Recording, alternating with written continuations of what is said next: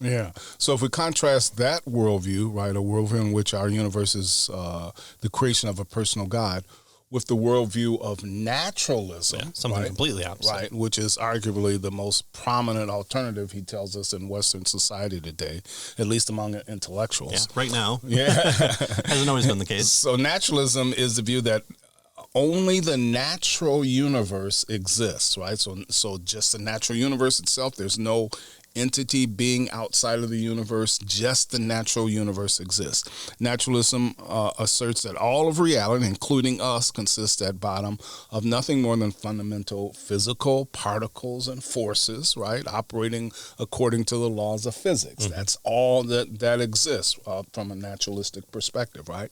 It denies that there is any irreducibly non-physical things, right? We don't have minds, there's no spirits, there's no souls or anything like that. So nothing, irreducibly non-physical. And above all, there is no, obviously, transcendent creator, right? Because that would be something outside of the universe, and so only the universe exists from a naturalistic perspective. Right? We talked a little bit about this before. You love somebody not because you have a personality that has a mind that exists independently from the body fully.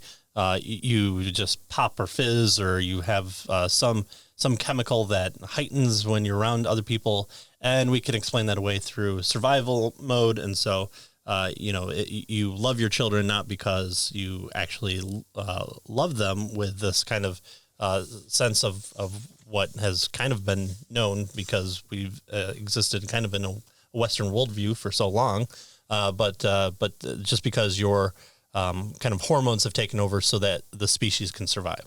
Why you care the species survive, I don't really know, but it's probably the fact that those that didn't care about the species survive didn't survive. So it's just this kind of psychological or social Darwinism that is looked at and viewed. And again, we're those, I fear scary movies because I fear the snake in the grass. Well, at some point in time, how did I develop fear of snake in the grass?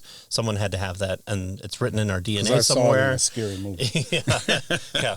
We drew enough pictures, and so there's a lot of questions here of origination for that. Yeah, and so that's where he's coming from with regard to naturalism, right? Mm-hmm. So the worldview of naturalism presents a radically different perspective on the universe and our lives than the Christian understanding. Right. So if naturalism is correct, it follows that reality is ultimately non-personal, non-rational, and non-moral. So again, it's just the opposite of the Christian worldview, right? So not irrational and immoral, but non-rational and non-moral. And right. We'll cover that a little bit. Which is kind of clearly a different concept than irrational and immoral, right? Right. Being irrational means that there's a standard of rationality, and you're being irrespective of it. That's right. Or moral, you're being immoral from it. Right. So, there is no standard when you're talking about non-moral or non-rational, right? And so he's gonna really work on that particular idea, right? Mm-hmm. Yeah. And we did cover that aspect when we talked about Nietzsche. Right. Okay. So the idea of that Nietzsche came out of is this nothing matters, and not only does nothing matter, it can't matter. There's no standard of mattering.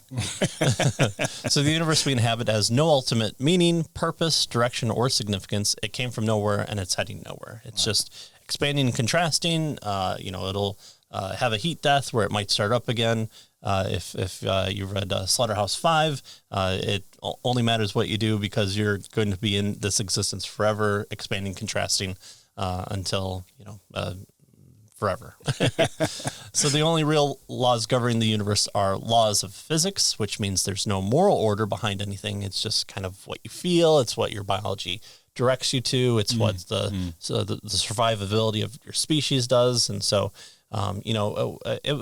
it may have been, quote unquote, good for the Holocaust to happen, but we view it as bad later because it just needed to happen that one time in order to tell us it was bad. So it just allowed us to survive better, something along those lines. Yeah. I don't think I like that. Depends on whose side of the Holocaust you're on, I guess. So the laws of physics are purely descriptive in nature. They tell us how physical things do behave, but they have nothing to say about how those things ought to behave. The oughts and shoulds disappear in naturalism. Right. The laws of physics are morally blind. Right. So I do this because I want to do it, or it makes the most sense to survivability of everyone, or it benefits more people so that they continue to feel good, so the survival of the species happens, or it makes us richer, some utilitarian idea. You can always find what good is in that system by appealing to something about a greater benefit. Yeah, but not good in and of itself. Right. So such is the perspective of naturalism, right? Now, again, this is the most prominent and intellectually consistent. There is no God worldview in our day, he tells us, right?